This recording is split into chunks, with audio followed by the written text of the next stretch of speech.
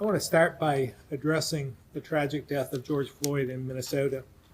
The reactions and justifiable outrage is sparked across the nation. I also want to remind everyone of the role each of us has to play in making our nation better and truly equitable for every American, regardless of their skin color, religion, sexuality, job, where they were born, or their political views. Mr. Floyd's death is a heartbreaking tragedy and a painful reminder that if you believe, as do I, that everyone is created equal in the eyes of God and according to the founding principles of our nation, we have much more work to do to be a better country and better people. My heart goes out to his family and the Minneapolis community, which is suffering deeply right now. And further, my heart goes out to all people of color across the nation who, even though they live in different communities, carry this trauma every time something like this happens. As you know, last week I joined the Vermont State Police to condemn the actions of the officers involved. Mr. Floyd's death under their watch, under an officer's knee, is barbaric and totally inexcusable.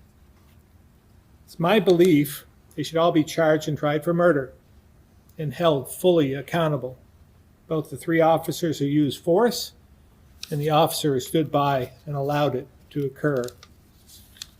In the greatest country in the world, no one should stand for this. No one should make excuses for this, and no one should ignore this. We must all make clear enough is enough. And while we're watching the response across the country, it's important to reflect on a quote from Dr. Martin Luther King, who said, "A riot is the language of the unheard." They simply don't know what else to do. And for those who see the national protests and feel disdain instead of sympathy, just know the reactions we're seeing in cities around the country are the results of decades, actually centuries, of calls for help that went unheard. For many people today, every time something like this happens, it's another reminder of how long communities of color have been waiting for equity and how little things have changed.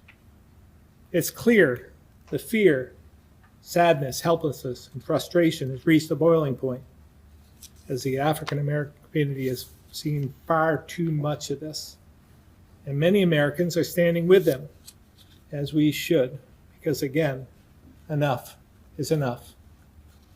I know many Vermonters are seeking to have their voices heard as well, and I respect those who are doing so.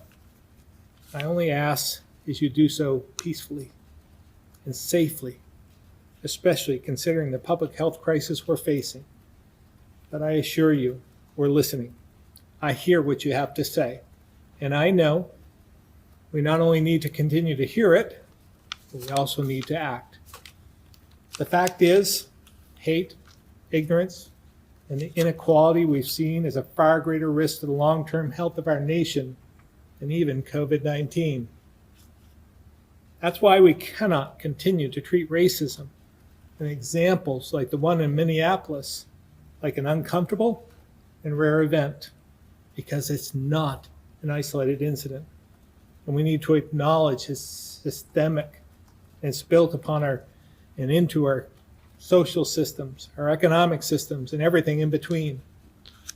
We must also remember we're not immune to this in Vermont, which is why we've been working on a racial equity task force in recent months and will be launched today.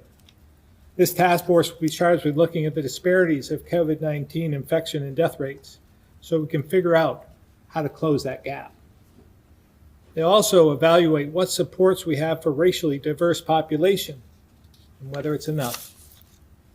They will review current state and federal law on hate speech and contemplate ways to encourage Vermonters from a range of racial and ethnic groups to run and serve in public office at all levels.